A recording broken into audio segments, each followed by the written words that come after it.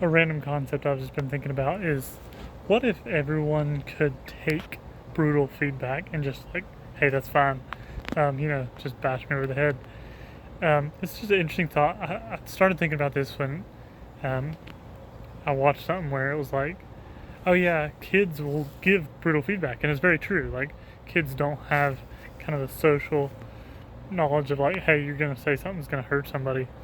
Um, but at some point along the way, children start to learn the impact of what feedback they're giving, and they start to realize, maybe I'll hurt this person, so I don't want to hurt, their feelings.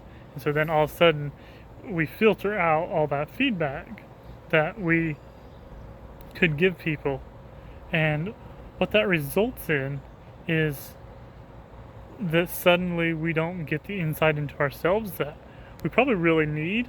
Of course, um, there's obviously a reason for how this works, because obviously if we just felt bad things about ourselves all the time, we wouldn't perform at a high level. We would just be, get depressed or whatever, because just, oh yeah, I'm a terrible person.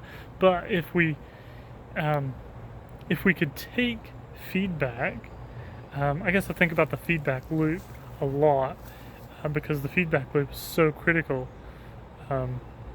Especially I think about it with automating things, and you got to have a feedback loop. Say, okay, the automation didn't work here, and so okay, let's tweak it, and then it gets better and better and better. Um, but it obviously applies with human, just everything human as well. So like, getting that feedback is so important. But how do we get the level of feedback that we need to become our best version of ourselves possible? Anyway, so yeah, so I started thinking, what if we just could take feedback and just take it with no hard feelings. It's an interesting thought, because then we wouldn't have learned. We would just continue giving the feedback, of course. Anyway, all these fun human things.